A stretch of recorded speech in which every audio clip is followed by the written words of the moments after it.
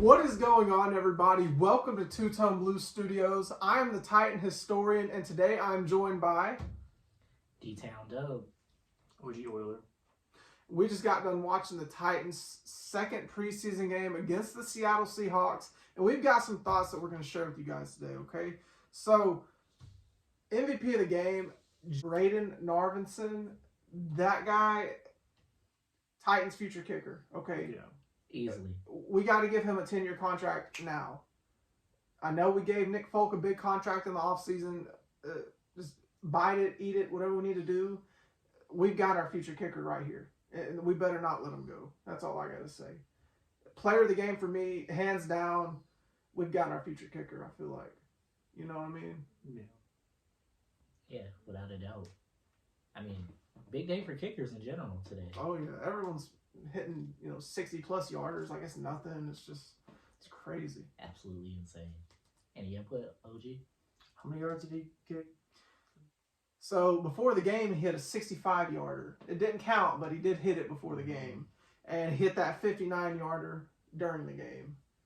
And then hit that game winner there at the end, which wasn't as long, but still a solid kick, Yeah. I mean, and this is, undrafted rookie here. Like, let him develop a little more. I mean, we may have an all-time great kicker on our hands. I'm not trying to gas him up too much early, but, like, I want him to stay. You know what I mean? In that two-tone blue. So we got to discuss Malik Willis, guys. Now, a little bit of backstory with me and Malik Willis. I was a big Malik believer for a long time. Going back to last year preseason, I was definitely a Malik Willis instead of Will Levis guy. And unfortunately, due to last year's preseason and this year's, that is most definitely not the case anymore. And it sucks because, like, he's got talent. He's undeniably got talent.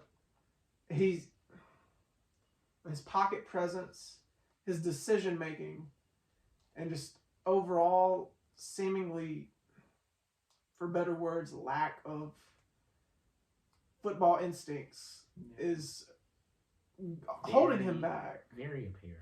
And it's unfortunate because the dude is an athlete. Like, He's a straight athlete. I just feel like some of the intangibles that he had from college aren't necessarily translating over to the league. Like, you mentioned his pocket presence, but another thing, just kind of his touch on the ball and, OG. You have any input here? Kept on running up the middle. Right into... Yeah, we had a lot of butt fumble-esque runs from what I heard. backup offensive line was not it today. I'm very concerned with all those guys. Offensive line in general has been a point of concern all offseason for the Titans, and the backups have done nothing to instill confidence in me for them. I know we got Bill Callahan, and we're very optimistic that he can single-handedly revive this O-line, but I don't know.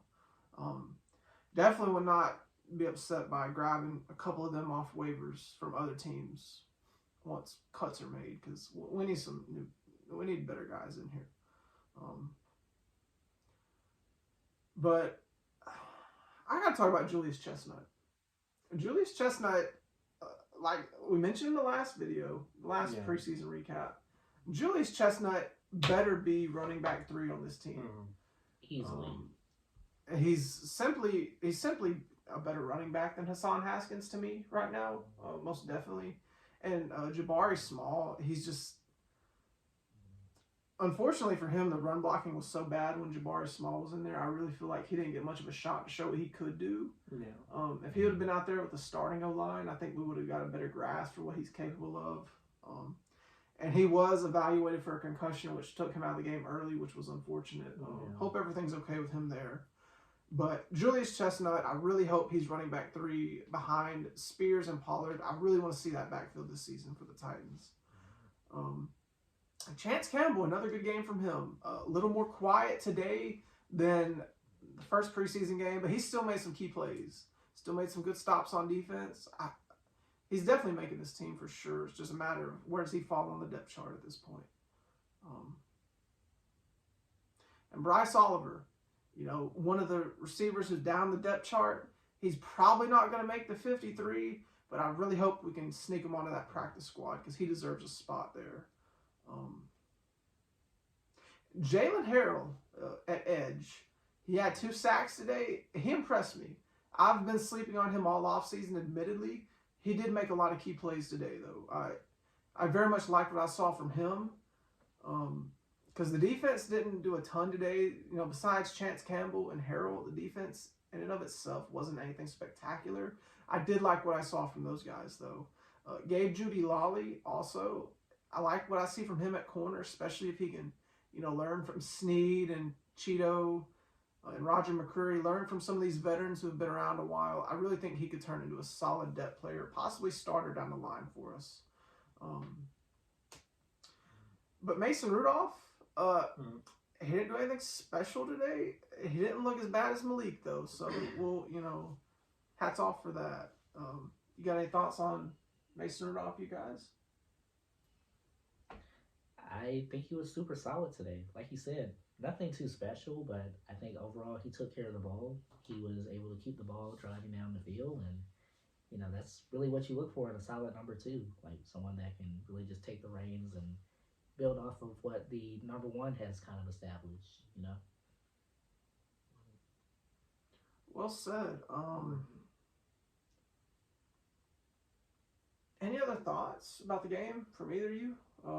There's a lot of flags. There was. It was a flag fest today. And it really makes games hard to watch when that's the case. Because it slows down the momentum of the game and just makes the whole thing kind of a chore to sit through. But it is what it is. It happens. It's unfortunate, but it is what it is.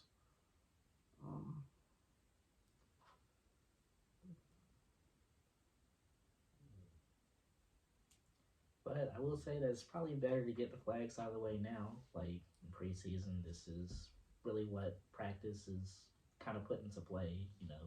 You want to get some of the first time jitters out of the way, as well as, just making sure that we're overall ready for the season in general when we go live. So best time to get it out the way. Yeah, I agree with that. Let's just hope they don't translate to a lot of flags in the regular season. Let's hope we can get a lid put on it now instead of later. Yeah. Before it starts costing us football games. You know what I mean? Agreed. But let's see. We already touched on Malik. It's unfortunate, but his time as a Titan needs to come to an end.